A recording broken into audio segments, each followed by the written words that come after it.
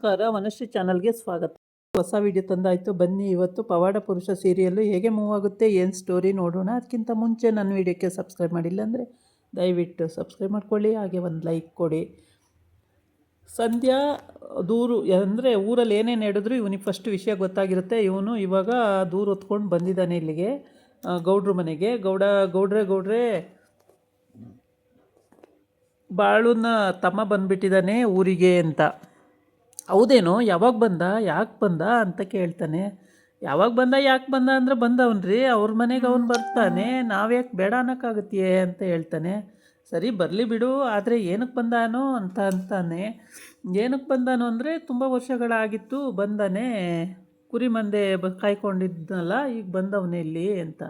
ಆಮೇಲೆ ಸರಿ ಅಂತೇಳ್ಬಿಟ್ಟು ಇವು ಒಂದು ಒಳ್ಳೆ ವಿಷಯ ಹೇಳ್ಬೇಕ್ರಿ ಇವು ಅಂತಾನೆ. ನಿಮ್ಮದೆಲ್ಲ ಆಯ್ತಲ್ಲ, ನೀವು ಹೋಗಿ ಇನ್ನು ಸರಿ ಹೋಗಿ ಬನ್ನಿ ಅಂತೇಳಿ ಇವ್ರನ್ನೆಲ್ಲ ಕಳಿಸ್ಬಿಟ್ಟು ಆಮೇಲೆ ವಿಷಯ ಹೇಳ್ತಾನೆ. ಈ ಕಡೆ ಸತ್ಯವಂಗೆ ಮಾತಾಡ್ಸಲ್ಲ ಅಂಥೇಳಿ ಅಜ್ಜಿ ತಾತ ಇಬ್ಬರೂ ಜೋರು ಮಾಡ್ತಿರ್ತಾರೆ. ಬಾಳು ಅಪ್ಪ ಅಮ್ಮ ಬಾಳುಂಗೆ ಜೋರು ಮಾಡ್ತಿರ್ತಾರೆ. ಮದುವೆ ಆಗಿದೆಯಾ, ಹೆಂಡ್ತಿ ಕಟ್ಕೊಂಡು ಹೆಂಡ್ತಿ ಮಾತಾಡ್ಸಲ್ವಲ್ಲ, ನೀನು ಯಾಕೋ ಹಿಂಗೆ ಬಾಳು, ಎಲ್ಲನೂ ಬಿಡಿಸಿ ಹೇಳೋಕ್ಕಾಗುತ್ತೇನೋ ನಾವು, ನಿನಗೆ ಗೊತ್ತಾಗಲ್ವೇನೋ ಅಂತ ಎಲ್ಲ ಹೇಳ್ತಾರೆ. ಅದಕ್ಕೆ ಸತ್ಯ ಹೋಗ್ಲಿ ಬಿಡಿ ಅಜ್ಜಿ ತಾತ, ಅವ್ರು ಹೆಂಗಾರು ಇದ್ಕೊಳ್ಳಿ, ನೀವು ಕೇಳೋಕ್ಕೆ ಹೋಗಬೇಡಿ, ಸುಮ್ಮನೆ ಇರಿ ಅಂತ. ರೊಟ್ಟಿ ಕಟ್ಕೊಡವ, ಹೋಗ್ತಾಯಿದ್ದೀನಿ ಅಂತಾನೆ. ನಾನು ಯಾಕೆ ಕಟ್ಕೊಡ್ಲೋ, ನಿನ್ನ ಹೆಂಡ್ತಿ ಸತ್ಯವನ್ನು ಕೇಳೋ, ಹೆಂಡ್ತಿ ಇದ್ದಂಗೆ ನಾನು ಕೇಳ್ತೀಯಲ್ಲೋ ಅಂತಂದರೆ, ನೀನು ಕಟ್ಕೊಡ್ತೀಯ ಇಲ್ವವ ಅಂತಾನೆ. ಅಷ್ಟೊತ್ತಿಗೆ ಅವ್ರ ಅಪ್ಪ ಹೇಳ್ತಾನೆ, ಅವಳು ಯಾಕೆ ಕಟ್ಕೊಡ್ಬೇಕು, ಸತ್ಯವನ್ನು ಕೇಳು, ಸತ್ಯವತಾನೆ ನಿನ್ನ ಹೆಂಡ್ತಿ, ಅವಳು ಕಟ್ಕೊಡ್ತಾಳೆ ಕೇಳು ಅಂತ. ಹ್ಞೂ ಸರಿ ಸತ್ಯವ, ರೊಟ್ಟಿ ಕಟ್ಕೊಡು, ಹೋಗ್ತಿದ್ದೀನಿ ಅಂತ. ಸರಿ ತತ್ತೀನಿ ಮಮ್ಮ ಅಂತ ಹೋಗ್ತಾಳೆ. ಅವಳು ಕಟ್ಕೊಬಂದು ಕೊಡ್ತಾಳೆ. ಆಮೇಲೆ ಅವರಪ್ಪ ಬಾಳು ಹತ್ರ ಹೇಳ್ತಾ ಇರ್ತಾನೆ, ನಿನಗೆ ಹೊಂದಾಣಿಕೆಯಿಂದ ಹೋಗೋಕ್ಕಾಗಲ್ವೇನೋ, ಮದುವೆ ಆಗಿರೋ ಹೆಂಡ್ತಿನ ದೂರ ಕಣ್ಣೀರು ಹಾಕಿಸ್ತೀಯಲ್ಲ, ಒಳ್ಳೇದಾಗುತ್ತೇನೋ ನಿನಗೆ ಅಂತೇಳಿ. ನಾನು ಯಾಕೆ ಕಣ್ಣೀರು ಹಾಕಿಸ್ತಾಯಿದ್ದೀನಿ ಅಂತಾನೆ. ಕಣ್ಣೀರು ಹಾಕಿಸ್ತಲೇ ಮತ್ತು ಅವಳು ಅಷ್ಟು ನೊಂದ್ಕೊಂಡಿರ್ತಾಳ ಅಂತ. ಹೋಲಿ ಬಿಡಿ, ಈಗ ಸರಿಯಾದ್ರಲ್ಲ, ಹಿಂಗೆ ಇದ್ದರೆ ಸಾಕು, ಬನ್ನಿ, ನಿಮ್ಗೆ ಅಷ್ಟು ಗೊತ್ತಾಗಲ್ವಾ, ಗಂಡ ಹೆಂಡ್ತಿ ಅಂದಮೇಲೆ ಅದೆಲ್ಲ ಇರುತ್ತೆ, ಬನ್ನಿ ಅಂತ ಕರ್ಕೊಂಡು ಹೋಗ್ತಾಳೆ ಅವರ ಸುಂದ್ರಿ. ಆಗ ಇಲ್ಲಿ ಸತ್ಯವನಿಗೆ ಹೇಳಿದ್ದೆಲ್ಲ ಆಯಿತು.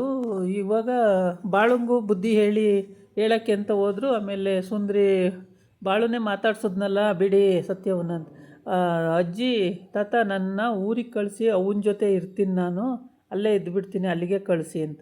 ಅಲ್ಲಿಗೆ ಕಳಿಸಿ ಅಂದಾಗ ಅವ್ರ ತಾತ ಅಜ್ಜಿ ಹೇಳ್ತಾರೆ, ಊರಿಗೆ ಯಾಕವ ಹೋಗಬೇಕು, ಮದುವೆ ಆಗಿರೋ ಹೆಣ್ಣು ನೀನು, ನಮ್ಮನೆಯಲ್ಲೇ ಇರಬೇಕು, ನಮ್ಮ ಮಗನ ಮದುವೆ ಆದಮೇಲೆ ನಮ್ಮಲ್ಲೇ ಇರಬೇಕು, ಊರಿಗೆಲ್ಲ ಹೋಗೋಕ್ಕಾಗಲ್ಲ, ಏನೋ ಹೋಗ್ಬೋದು ಬರ್ಬೋದು, ಅಷ್ಟು ಬಿಟ್ಟರೆ ಅಲ್ಲೇ ಹೋಗಿರೋಕ್ಕಾಗಲ್ಲ ಕಣವ, ಸತ್ಯವ ಅರ್ಥ ಮಾಡ್ಕೋ ಅಂತಾನೆ. ಅಲ್ಲ ಅಜ್ಜಿ ತಾತ, ಸುಮ್ಮನೆ ಇಲ್ಲಿ ನಾನೇನು ಮಾಡೋಕ್ಕಾಗುತ್ತೆ, ಇಲ್ಲಿದ್ಕೊಂಡು ಅಲ್ಲಾದರೂ ಅವನ ಜೊತೆಗಾರು ಸಹಾಯ ಮಾಡ್ಕೊಂಡಿರ್ತೀನಿ ಅಂತ. ಅಯ್ಯೋ ಹೋಗೋಕ್ಕಾಗಲ್ಲವ ಹಂಗೆ, ಸರಿ ಇವತ್ತು ಬಾಳು ಹತ್ರ ನಾವು ಮಾತಾಡ್ತೀವಿ ಇರು ಅಂತ. ಬೇಡ, ಏನೂ ಮಾತಾಡೋಕ್ಕೆ ಹೋಗಬೇಡಿ, ಇಲ್ಲ ಮಾತಾಡ್ತೀವಿ, ಸುಮ್ಮನೆ ಇರು, ನಿಂಗೆ ಗೊತ್ತಾಗಲ್ಲ, ಸುಮ್ಮನೆ ಇರು ಸತ್ಯವ, ನಾವು ಮಾತಾಡ್ತೀವಿ ಅಂತ ಹೇಳ್ತಾರೆ.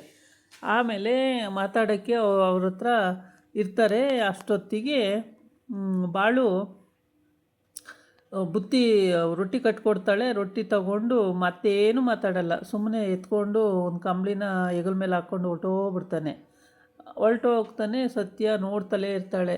ನೋಡಿ ಅಕ್ಕ ನೋಡ್ತಾಳೆ, ಮಾತಾಡಿಸ್ತಾರೇನೋ ಅಂತ ಮಾತಾಡ್ಸಲ್ಲ, ನೋಡ್ತಲೇ ಇರ್ತಾಳೆ. ಅವನ ಪಾಡಿಗೆ ಅವನು ಹೊರಟೋಗ್ತಾನೆ, ಇವಳ ಪಾಡಿಗೆ ಇವಳು ಒಳಗೆ ಹೋಗ್ತಾಳೆ. ಹೀಗೆ ಇವ್ರದ್ದು ಕತೆಗಳು ಈ ಥರ ನಡೀತಾ ಇರುತ್ತೆ. ಆಮೇಲೆ ಅಲ್ಲಿ ಊರ್ಗೌಡಂಗೆ ಮತ್ತೆ ಸಂಧ್ಯಾ ದೂರ ತಗೊಂಡೋಗಿದ್ದಾನೆ. ಏನೋ ಎಲೆಕ್ಷನ್ ಮಾಡ್ತಾರಂತ್ರಿ. ಆ ಎಲೆಕ್ಷನ್ನು ಅಂದರೆ ಓಟ್ ಹಾಕೋದು, ಎಲ್ಲನೂ ಒಟ್ಟಿಗೆ ಕೂಡಿಸಿ ಓಟ್ ಹಾಕೋದಂತ್ರಿ, ಓಟ್ ಹಾಕಿ ಒಬ್ಬ ಗೌಡನ ಮಾಡೋದಂತ್ರಿ ಅಂತ ಹೇಳ್ತಾನೆ. ನಾನಿದ್ದೀನಲ್ವ ಮತ್ತ್ಯಾಕೋ ಗೌಡ, ಇನ್ನೊಬ್ಬ ಗೌಡ ಯಾಕೋ ಅಂತಾನೆ. ನೀವು ಹಂಗೆ ಗೌಡ್ರಾಗಿರೋದು, ಅವ್ರು ಎಲೆಕ್ಷನ್ ಹಾಕಿ ಅಂದರೆ ಓಟ್ ಹಾಕಿ ಎಲ್ಲ ಗೆದ್ದಿಸಿ ಒಬ್ಬರನ್ನ ಮಾಡೋದು ರೀ ಗೌಡ್ರು ಅಂತ ಹೇಳ್ಬಿಟ್ಟು ಅಂತ ಹೇಳ್ತಾನೆ. ಹಂಗೂ ಮಾಡ್ತಾರೇನೋ ಅಂತ. ಹಂಗೂ ಮಾಡ್ತಾರೆ. ಈಗ ಅದನ್ನು ಹೆಂಗೋ ತಪ್ಪಿಸೋದು, ಮತ್ತು ತಪ್ಸೋಕ್ಕಾಗಲ್ರಿ, ಹಂಗೆ ಮಾಡೋದು ಅಂತ ಹೇಳ್ತಾರೆ. ಇವಳು ಸತ್ಯವ ಇಲ್ಲಿ ರೊಟ್ಟಿ ತಂದು ಕೊಡ್ತಾಳೆ, ಗಂಟು ಕಟ್ಟಿ. ಆ ರೊಟ್ಟಿ ತೊಗೊಂಡು ಅವ್ನು ಹೊರಟೋಗ್ತಾನೆ.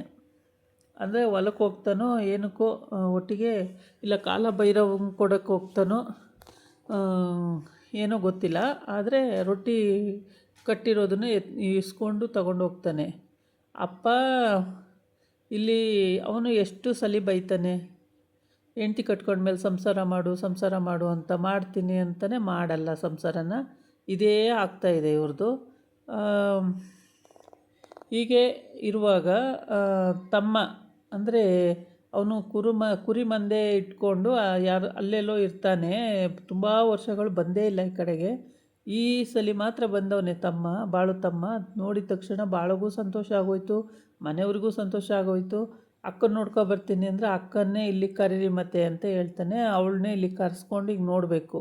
ಇದ್ಬಿಡೋ ಇಲ್ಲೇ, ಮತ್ತೆ ಹೋಗೋದು ಬೇಡ ನೀನು ಅಂತ ಹೇಳ್ತಾರೆ. ಅದಕ್ಕೆ ಇಲ್ಲ ನಾನು ಹಂಗಿರಲ್ಲ, ನನಗೆ ಅಲ್ಲೇ ಚೆನ್ನಾಗಿದೆ, ನಾನು ಅಲ್ಲೇ ಹೋಗಿರ್ತೀನಿ, ಇಲ್ಲಿರಲ್ಲ ಅಂತ ಹೇಳ್ತಾನೆ ಅವನು.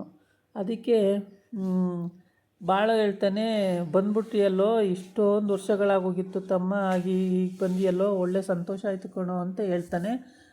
ಹೌದು ಬಂದ್ಬಿಟ್ಟೆ, ನೋಡಬೇಕು ಅನ್ನಿಸ್ತು, ಎಲ್ಲರನ್ನೂ ನೋಡ್ಕೋಗೋಣ ಅಂತ ಬಂದೆ. ಗಂಗಕ್ಕ ಹೆಂಗಿದ್ದಾಳು? ಗಂಗಕ್ಕನೂ ಚೆನ್ನಾಗಿದ್ದಾಳೆ. ಭಾವ ಹೋಗ್ಬಿಟ್ರು, ಅಯ್ಯೋ ಭಾವ ಹೋಗ್ಬಿಟ್ರು ಅಂತೇಳಿ ಆಮೇಲೆ ಸುಂದ್ರವ್ವ ಮತ್ತು ಸತ್ಯವ್ವ ಇಬ್ಬರು ಅಳ್ತಾರೆ. ಅಳೋದನ್ನು ನಿಲ್ಲಿಸಿ ಎತ್ಲಾಗಿ ಇನ್ನೇನು ಮಾಡೋಕ್ಕಾಗಲ್ಲ, ಈಗ ಸತ್ತವ್ರು ಎದ್ದು ಬರೋಕ್ಕಾಗಲ್ಲ, ನಿಲ್ಲಿಸ್ಬಿಡಿ ಅಂತ ಹೇಳಿ ಸಮಾಧಾನ ಮಾಡ್ತಾರೆ. ಹಂಗಾಗಿ ಬಾಳಿಗೆ ಒಂದಲ್ಲ ಒಂದು ಸಮಸ್ಯೆಗಳು. ಅವನು ಯಾವುದರಲ್ಲಿ ಬಗೆಹರಿಸ್ಕೋಬೇಕು ಅಂತ ಗೊತ್ತಾಗ್ದಲೇ ಪಾಪ ಕನ್ಫ್ಯೂಸ್ ಆಗಿದ್ದಾನೆ. ಯಾಕೆಂದರೆ ಹೆಂಡ್ತಿನ ಜೊತೆ ಇಟ್ಕೋಬೇಕು, ಅಥವಾ ಅವಳ ಜೊತೆ ಸಂಸಾರ ಮಾಡಬೇಕು, ಅಥವಾ ಪಾಂಡುರಂಗನ ಕೃಪೆಯಿಂದ ನಾನು ಪಾಂಡುರಂಗನ ದೈವಾಧೀನನಾಗಬೇಕು, ಏನೋ ಒಂದು ಯೋಚನೆ ಮಾಡ್ತಾನೇ ಇರ್ತಾನೆ. ಅವನಿಗೆ ಯಾವ ಯೋಚನೆಯೂ ಹೊಳಿತಾನೇ ಇರಲ್ಲ, ಫುಲ್ ಕನ್ಫ್ಯೂಸಲ್ಲೇ ಇದ್ದಾನೆ. ಆ್ಯಕ್ಚುಲಿ ಈಗ ಒಂದು ನಿರ್ಧಾರಕ್ಕೆ ಬರ್ತಾನೋ ಏನೋ ಮುಂದೆ ಗೊತ್ತಿಲ್ಲ, ನೋಡಬೇಕು.